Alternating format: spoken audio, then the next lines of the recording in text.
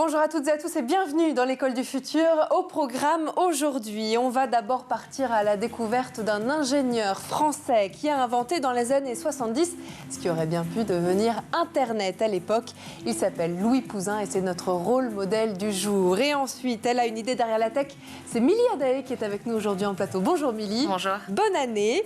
Quel va être le sujet de votre chronique aujourd'hui? Nous allons parler des 5 besoins de l'enfant. On voit ça dans un instant. Et puis après, différencier l'enseignement de la lecture. Voici le leitmotiv de Lalilo, l'un en tout cas de leur combat, une start-up à l'origine d'une application dédiée à l'apprentissage de la lecture et dont les exercices s'adaptent en fonction des besoins de chaque enfant. On en parle avec notre invité du jour, Pascal Julie. Bonjour Pascal. Bonjour Philippe. Bienvenue sur ce plateau. Vous êtes responsable des stratégies France et des marchés francophones chez Lalilo. On en parle dans un instant, juste après le focus.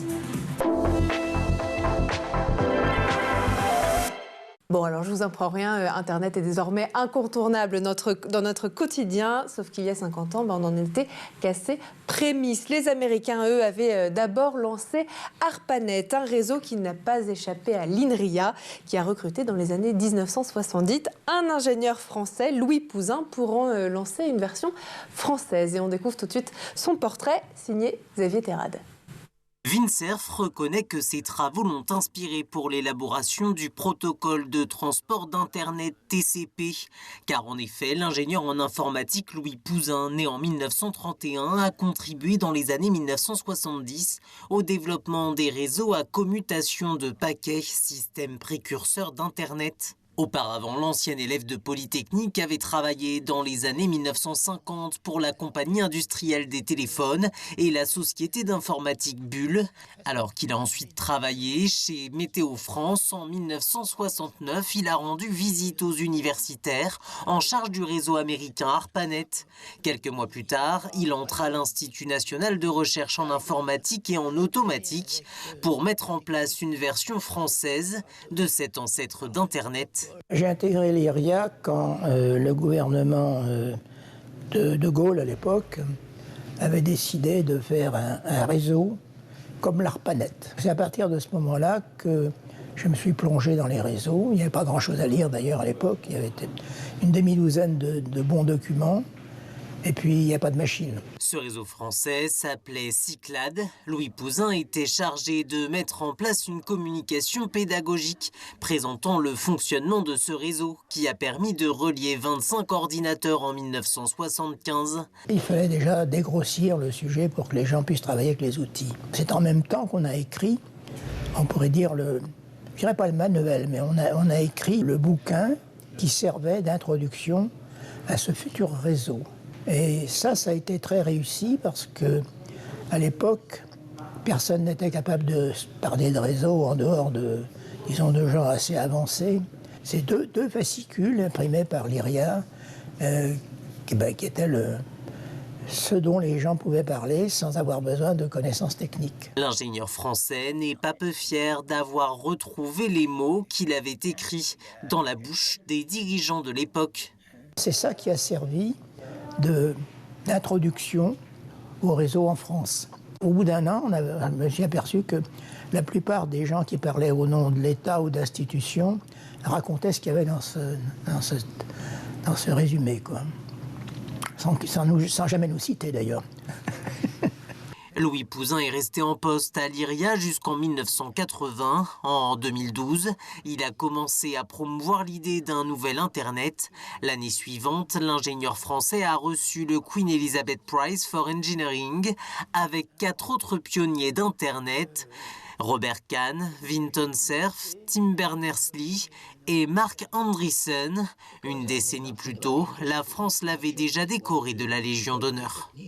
Et voilà pour ce parcours particulièrement inspirant. Autre chose, à présent, vous le savez, toutes les études sur le sujet le prouvent, l'apprentissage de la lecture dès le plus jeune âge est un précurseur bien souvent de la réussite scolaire. Un bon lecteur réussira donc mieux et sera moins enclin au décrochage scolaire. Voilà l'un des sujets dont on va parler avec notre invité du jour dans la première partie du talk.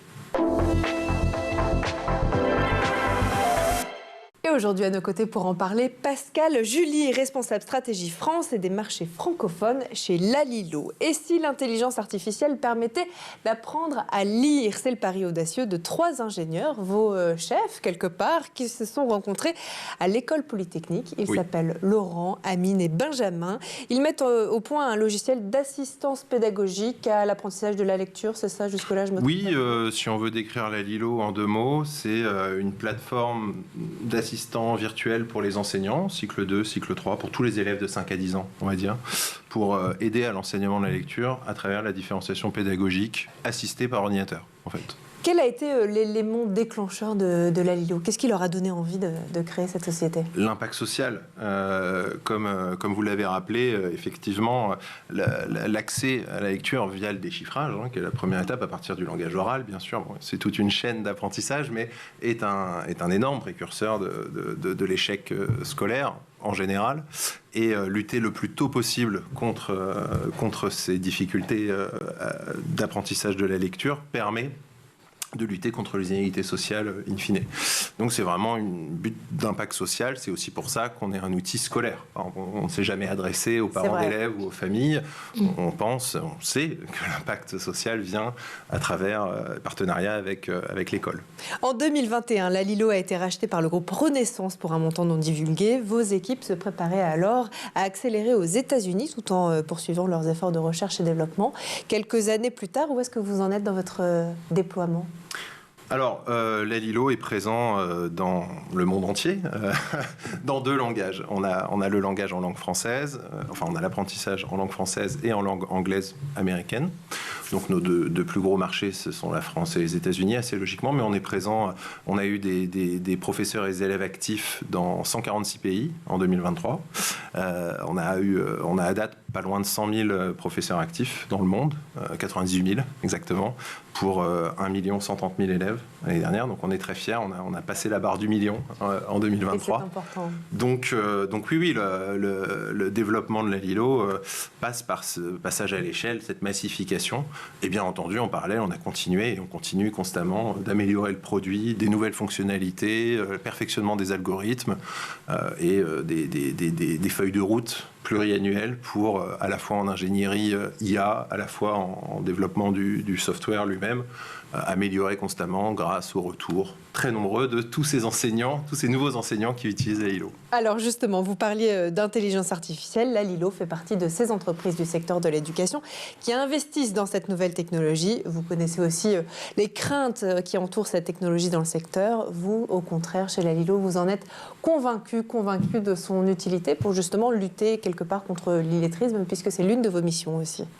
Tout à fait. En fait, les technologies dites d'intelligence artificielle n'ont pour vocation, quel que soit notre secteur d'activité, à aider les professionnels à mieux faire leur travail, à le faire plus efficacement, de façon plus efficiente. Donc nous, oui, pour mettre fin aux inégalités d'accès aux connaissances de lecture, on pourrait mettre un professeur par élève. Et on est persuadé que ça serait le mieux. Après, c'est des questions budgétaires.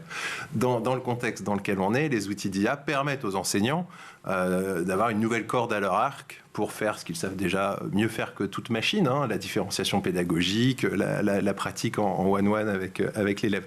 Nous, on vient apporter une aide pour faire ça, pour automatiser des tâches. Donc, par exemple, effectivement, quand un élève joue à Lalilo, il est en parfaite autonomie parce que c'est Lalilo qui va choisir l'exercice le plus adapté pour cet élève à ce moment de son apprentissage. C'est le premier algorithme qu'on a, c'est notre algorithme principal de différenciation pédagogique. Ce qui évite à l'enseignant pourrait le faire peut-être même mieux, mais ça lui prendrait beaucoup de temps. Oui. Voilà. Donc nous, on apporte ce gain de temps pour l'enseignant qui, en plus, quand il met des élèves agents en autonomie sur Lalilo, bénéficie de temps pour s'occuper d'un autre groupe d'élèves. C'est sûr. Et c'est important aussi. Il y a une deuxième technologie que vous utilisez aussi dans l'application, c'est la reconnaissance vocale. À quelle fin exactement ? Très bonne question. C'est notre deuxième grand algorithme, celui de reconnaissance vocale. Il faut savoir que la fluence, les capacités de fluence des élèves sont pour le coup le meilleur précurseur des capacités de littératie en général. Donc travailler la fluence, c'est crucial. Et un excellent moyen de travailler la fluence, c'est de faire lire à l'élève à voix haute et de lui faire un feedback en temps réel. Ça, c'est ce qui prend le plus de temps pour un enseignant d'aller faire des lectures en tête-à-tête avec tous ses élèves. Nous, on multiplie le temps de lecture à voix haute tout simplement parce que l'élève va lire un texte proposés par la Lilo dans son micro. Donc il faut bien sûr qu'il y ait un micro. S'il n'y a pas de micro, les exercices de lecture à voix haute sont désactivés. Et on lui fait un feedback en temps réel sur la précision de ce qu'il a lu et sur les éventuelles erreurs qu'il a pu faire de lecture à voix haute. C'est le deuxième grand algorithme qu'on utilise et on améliore d'année en année la précision du feedback qu'on fait. C'est vraiment un champ de recherche pointu parce qu'il faut savoir qu'entraîner des bases de données sur des voix d'enfants, ça se fait, on connaît tous des outils de reconnaissance vocale, mais c'est beaucoup entraîné sur des voix d'adultes. Comment vous y prenez ? On est pointu. On récupère énormément d'enregistrements et on entraîne nos modèles. On est propriétaire du coup de notre base de données et de nos algorithmes. Mais voilà, on ne peut pas se baser pour entraîner nos modèles algorithmiques sur des bases de données qui préexisteraient et qu'on pourrait louer pour entraîner nos modèles. Parce qu'elles n'existent pas. Elles n'existent pas. Les voix d'enfants, c'est très particulier. Et c'est pour ça que par exemple, si vous, moi, on joue à la Lilo sur ces exercices-là, la machine ne va pas y arriver parce qu'on n'a pas la même façon de prononcer en tant qu'adulte les phonèmes qu'un enfant. Heureusement, peut-être d'ailleurs. Milly, est-ce que vous connaissiez la Lilo ? Qu'est-ce que vous en pensez ? Je découvre la Lilo et je trouve ça génial parce que dans le cadre de mes activités, je suis confrontée à des enfants souvent qui ont des difficultés en mathématiques. Et en fait, on se rend compte que la base de tout ça, c'est la lecture. Et une fois qu'un enfant est à l'aise avec la lecture, il pourra plus facilement être à l'aise dans les autres matières. Donc c'est génial. C'est la clé. Mais effectivement, la pandémie, on va en parler aussi, elle a entraîné un regain d'intérêt pour de nombreuses solutions, vous le savez, du marché tech dans le monde entier. Est-ce que ça a également été le cas pour la Lilo ? Est-ce que vous auriez même dit que ça a été déterminant pour votre rachat par les Américains ? Alors, bonne question. La Lilo, ça préexistait au Covid. Comme beaucoup d'EdTech, on avait déjà beaucoup d'usages en France et dans le monde. Vous avez gagné derrière un appel d'offres du ministère de l'Éducation. Oui, effectivement. La Lilo, en France particulièrement, nous, on ne vend pas aux professeurs ou aux écoles. On ne passe uniquement par des partenariats avec le ministère. On est lauréat du P2IA, partenariat d'innovation en intelligence artificielle, de la DNE, de la direction numérique pour l'éducation du ministère, depuis 2019. Donc c'est ça qui nous vaut aussi cette grande diffusion en France. Et on est aussi lauréat du programme SNE, Solutions numériques éducatives, des territoires numériques éducatifs, opéré par Canopé depuis l'année dernière. Donc on est lauréat de 2 gros marchés publics nationaux. Vous étiez déjà bien installé, mais le Covid est arrivé. Voilà. Alors, clairement, en termes d'usage, comme beaucoup de gens, en 2 jours de mémoire, j'étais déjà là, je suis chez la Lilo depuis à peu près 5 ans, on a fait x15 en utilisation en 2 jours. Donc, il y avait un petit peu, si vous vous souvenez, il y avait un petit peu cette, même du côté des ressources du ministère d'ailleurs, cette pression à ne pas tomber en rade. On a réussi à faire face. Donc oui, bien sûr, ça c'est l'usage du numérique en distance learning, comme l'école à distance. Effectivement, ça a permis de mettre sous les projecteurs le fait que c'était quand même bien utile d'avoir des ressources qui permettaient d'être accessibles à la maison. Nous, c'était pas notre cas d'usage prioritaire. On permettait l'usage à la maison. On avait déjà des codes pour les professeurs qui le souhaitaient pour partager les codes aux familles et donc continuer la pratique différenciée de la Lilo à la maison. Donc, comme on avait déjà cette fonctionnalité, ça a été un effet d'opportunité incroyable. Donc oui, ça a mis un coup de projecteur énorme. Après, il ne faut pas qu'on limite l'ambition des EdTech à l'école à la maison. C'est une façon que ça a eu d'entrer dans la tête des gens qui ne connaissaient pas déjà. Il y a beaucoup d'autres choses à en dire, et notamment sur l'efficacité relative de ces ressources, prouver leur efficacité au-delà de leur praticité, on va dire. Et bien justement, on va continuer à en parler dans un instant, si vous le voulez bien. D'abord, on va faire un tour du côté de la planète tech. Image, vidéo, c'est le Zap et c'est l'œil d'Edouard Degnaud.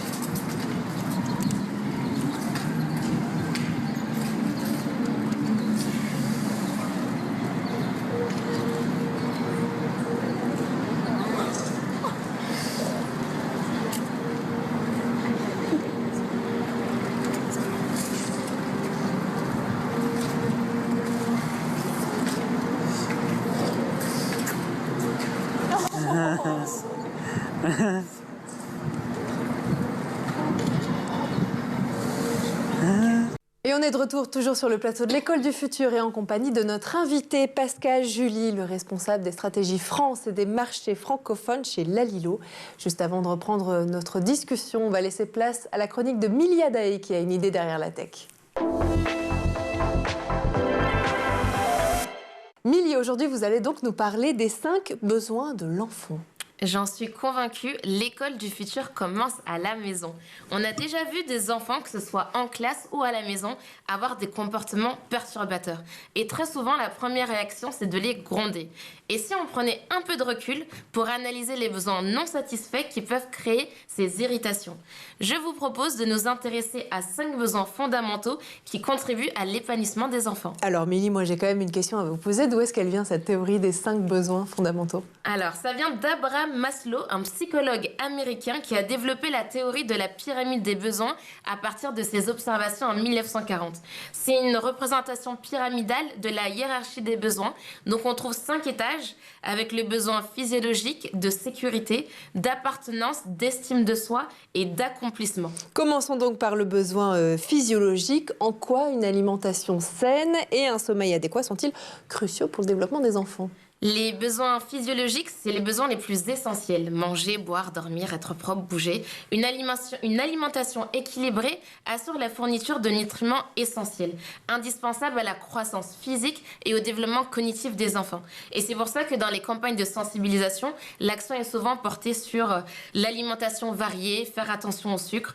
Et on peut même responsabiliser ces enfants, par exemple en les aidant à reconnaître les Nutri-Score, qui sont les petites lettres indiquées sur de nombreux aliments.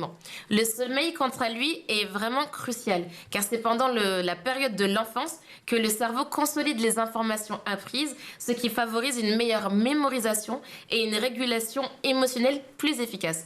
Du coup, lorsqu'on a un élève en classe le matin qui n'est pas concentré, plutôt que de s'agacer, il est important de creuser le besoin.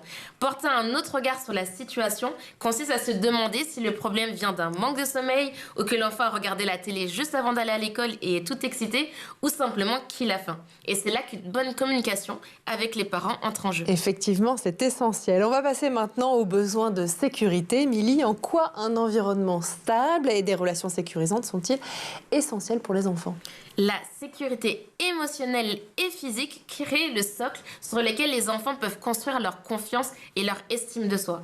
Un environnement stable, avec des routines et des habitudes, permet aux enfants de se sentir en sécurité. Savoir qu'on a un chez-soi, qu'on prend soin de nous, qu'on peut compter sur les autres, favorise un développement émotionnel qui est sain.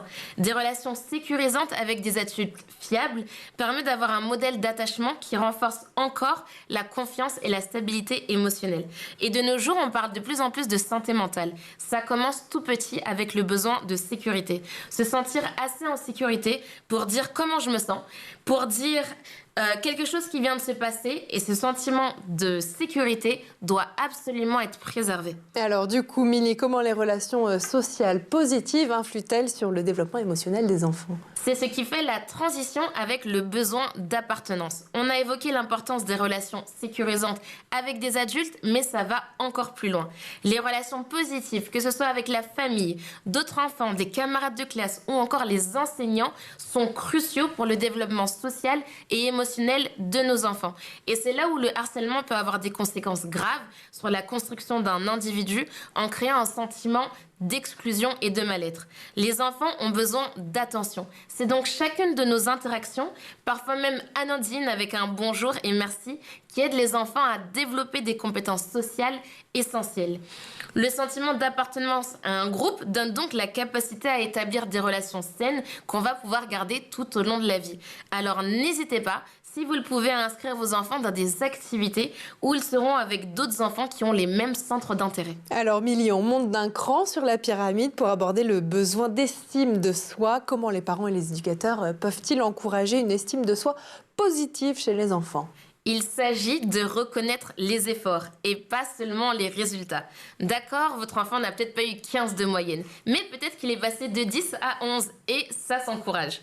Répondre aux besoins de l'estime de soi des enfants leur permet de se sentir compétents et valorisés. À cet âge, on peut se sentir vite bête et nul. C'est pourquoi il est important pour les encadrants d'aider les enfants à prendre conscience de leur qualité et de leur montrer de la confiance. Les encouragements positifs et les strokes positifs, pour ceux qui suivent cette chronique attentivement, incitent les enfants à prendre des initiatives, à résoudre des problèmes et à construire leur propre identité. Ça passe aussi par l'autonomie qui est cruciale à ce stade. Il faut vraiment encourager nos enfants à réaliser des choses, que ce soit en vous aidant à préparer un gâteau, organiser un anniversaire, peu importe, mais il faut les responsabiliser à la maison ou en classe. Allez, on va parler du dernier sommet de la pyramide Milly maintenant, le besoin d'accomplissement de soi. En quoi encourager la créativité et offrir des opportunités aussi d'apprentissage contribue-t-il au développement global des enfants? Donc, toutes les briques qu'on vient de citer permettent d'atteindre le Graal, l'accomplissement de soi. Le besoin d'accomplissement de soi incite les enfants à explorer et à réaliser leur potentiel. Encourager la créativité, stimule leur imagination et favorise la résolution de problèmes. Lorsqu'on offre des possibilités d'apprentissage variées, on aide les enfants à développer des compétences, à acquérir une confiance plus profonde en leurs capacités et à se préparer à relever les défis du futur. Et c'est d'ailleurs pour ça que l'école du futur commence à la maison. Évidemment, merci beaucoup Milly en tout cas pour ces conseils précieux pour les parents et pour les professionnels évidemment qui nous regardent. Merci et puis nous on lance tout de suite la deuxième partie du talk. Les failles de l'école inspirent les entrepreneurs. Ils jurent que l'IA a les moyens de renverser les mécanismes de l'échec scolaire. Faut-il les croire? On continue d'en parler avec notre invité Pascal Julie, responsable stratégie France et marché francophone chez Lalilo. Alors on parlait effectivement d'intelligence artificielle, de données. Vous savez que la nouvelle économie est celle de la data, des données justement. Nombreux sont ceux qui se demandent ce que les entreprises font de leurs données, encore plus dans l'éducation, encore plus quand une entreprise est rachetée par exemple, un Américain. À quoi ça vous sert cette donnée? Qu'est-ce que vous en faites? Nous, les données qu'on récolte, on est très transparent dessus. On génère des millions de données tous les jours qui sont tout simplement les réponses que les élèves font par rapport au questionnaire qu'on leur soumet. Donc ça, c'est notre base, en fait. C'est la brique de base qu'on utilise pour que nos algorithmes puissent en sortir une recommandation personnalisée du prochain exercice. Donc voilà, ça, c'est la donnée principale qu'on récupère. Cette donnée, ça peut être un clic sur un bouton, sur une réponse ou sur un distracteur, ou ça peut être, par exemple, une lecture à voix haute. Quel cas, c'est un fichier son qui est retraité. Ce sont les données d'apprentissage qu'on agrège et qu'on utilise uniquement au service de l'utilisateur. On ne récolte aucune donnée qui n'ait pas vocation à servir l'utilisateur dans son apprentissage de la lecture. On va faire un petit tour maintenant du côté des États-Unis, justement où vous êtes désormais implanté. Qu'est-ce qu'ils ont de différent de nous? Qu'est-ce qu'ils font de mieux, par exemple, en termes d'éducation? Je me garderai peut-être de faire une typologie des politiques d'éducation. Qu'est-ce que vous avez remarqué qui vous dit que ça c'est quand même plutôt pas mal, ou on est un peu en retard en France, ou au contraire peut-être en avance? Je vais peut-être paraître terre à terre, mais en termes de difficultés opérationnelles sur le terrain, là où ça se passe mieux, c'est que par exemple, il n'y a pas de classe aux États-Unis où il n'y ait pas de Wi-Fi et de tablettes ou d'ordinateurs. C'est quand même le principal bloqueur. Quand on va sur un salon et qu'on rencontre les collègues, les enseignants, la première blocage à l'introduction d'une EdTech dans la classe, c'est souvent tout simplement ça. Donc, continuer le développement de la fibre, refaire des plans de financement de matériel, parce que des fois, le matériel est là, mais il est très ancien. Nous, on a encore des professeurs qui nous disent qu'ils font tourner leur PC de fond de classe sur XP. Donc, ça pose des problèmes aussi de sécurité informatique. Donc, ça, c'est le premier. C'est très terre à terre, mais en fait, c'est déjà quelque chose d'important. Après, c'est effectivement, culturellement, il y a différentes choses sur lesquelles le marché en France et en Europe, en fait, est peut-être moins mature qu'aux États-Unis. Il y a moins d'acteurs, déjà, tout simplement. L'écosystème est beaucoup moins concurrentiel. Mais c'est aussi parce que c'est plus difficile d'acheter une ressource, en fait, en France. On a la chance, chez Lalilo, de bénéficier de partenariats avec l'éducation nationale. En dehors de ces partenariats, sur le premier degré en France, c'est très difficile de vendre une ressource numérique parce qu'il n'y a pas encore des cultures, des gens dédiés à acheter, alors que sur un district américain, il y a maintenant à chaque fois quelqu'un qui est dédié à l'achat de ces ressources et ça fait partie des budgets normaux, entre guillemets, pour une école, même au premier degré. Sachant que les États-Unis aussi, les enseignants là-bas, régulièrement, et les études le montrent, payent de leur propre poche pour utiliser des applications ou des outils. C'est effectivement une dérive. Nous, on n'a jamais souhaité favoriser cette possibilité. On n'a jamais souhaité permettre aux professeurs de nous acheter en direct. Après, c'est le processus d'achat via la mairie, en fait. C'est ça qui est compliqué, c'est que les écoles primaires en France ne sont pas des personnes morales qui peuvent acheter en leur nom des ressources comme un collège ou un lycée peut le faire avec les fonds du département ou de la région. Une école, ça dépend de la mairie. Or, il y a 40 000 mairies qui ont au moins une école en France, dont la très très grande majorité n'en ont qu'une. Donc c'est un sujet parmi beaucoup d'autres. La lourdeur administrative, effectivement. On va changer de sujet, si vous le voulez bien maintenant. Rester sur la lecture, qui est votre cœur de métier. Comment vous voyez le rapport des jeunes à la lecture évoluer ces dernières années? Pensez-vous qu'on s'oriente de plus en plus vers une lecture qui s'annonce digitale, ou est-ce que tout simplement les jeunes vont de moins en moins lire? Est-ce que c'est bon signe? Je manque de données sur la question. Non, mais c'est une très très bonne question sur l'aspect sociétal du rapport à la lecture. Je pense que c'est une évidence qu'on lit de plus en plus sur des supports digitaux, mais même vous et moi, je pense. Tout à fait. Donc, est-ce que c'est une bonne nouvelle? Je ne sais pas. Pour les éditeurs sur papier dont j'ai fait partie pendant 15 ans avant, c'est peut-être pas la meilleure nouvelle. Il suffit après de se diversifier et d'aller vers le multi-support. Mais je pense que ce seront assez logiquement des médias parallèles. En fait, c'est juste qu'on spécialisera. Il y a peut-être des choses qu'on imprimait, ça ne vaut plus vraiment la peine d'imprimer. Peut-être de la presse quotidienne, peut-être ce genre de choses, effectivement, et on voit déjà ces mouvements s'opérer depuis un certain temps. À l'inverse, des romans sur la plage, on est peut-être content de lire son roman. Bon, là, je tombe dans les lieux communs, c'est vraiment pas mon expertise. Nous, quels que soient les modes de lecture, on sait que pour être un citoyen libre et prendre ses décisions, il faudra lire, quoi qu'il advienne. On ne va pas être dans une société de non-lecture, quelle que soit la modalité. Nous, ce qu'on propose, c'est d'aider à faire que toute la cohorte des élèves arrive vers ce socle de compétences. Alors, vous le faites effectivement sur des écrans, sur des tablettes notamment. Est-ce que vous avez dû faire face à une fronde de la part des parents, des enseignants qui se disaient, la Lilo, c'est sur un écran, apprendre à écrire et à lire, ça se fait plutôt... C'est une question cruciale. C'est une question cruciale, la peur des écrans. Je vais être transparent. On nous a déjà remonté un professeur qui a abandonné la Lilo parce qu'il avait eu une levée de bouclier de la part d'une association de parents, par exemple. Ça s'est déjà produit. Il y a un peu l'idée, mais pourquoi, si je caricature, pourquoi je mettrais mes enfants à l'école si c'est pour qu'on les mette devant un écran? Je pense que ça vient d'une méconnaissance, d'une peur, sans doute, des écrans. Moi, ce que je retiens, c'est que l'écran, comme n'importe quel outil, est un outil. Donc, on peut faire des bons outils, des mauvais outils, des outils utiles, des outils inutiles. Tout ça, ça se mesure, ça peut s'étudier. On a, en France, particulièrement, une partie de la frange médiatique qui s'exprime beaucoup sur la peur des écrans, le fait que les écrans seraient dangereux pour le développement psychologique des enfants. Ce que je retiens, c'est que les études sont en cours. Il y a notamment un article qui est paru cette semaine dans Scientific Reports qui vient montrer que, en fait, assez logiquement, c'est plutôt un effet de corrélation qu'un effet de causalité. Si on décorrèle par rapport au milieu socio-professionnel, l'impact de l'exposition des écrans sur le développement des enfants, même avant 3 ans, est nul. Et puis c'est une question d'usage sans doute aussi, plus que d'outils. C'est ça, en fait, c'est la solitude de l'enfant et le fait que dans certains milieux, il ait moins la possibilité de médiatiser son expérience avec des adultes, de parler de ce qu'il est en train de faire, ou d'être aussi sur un contenu de plus ou moins bonne qualité, tout simplement. C'est ça ce qui peut entraîner ensuite des retards de développement, ce qu'on teste habituellement par le fameux test du bonhomme. Quel type de bonhomme et quelle est la précision du bonhomme qu'on dessine à 2, à 3, à 4, à 5 ans.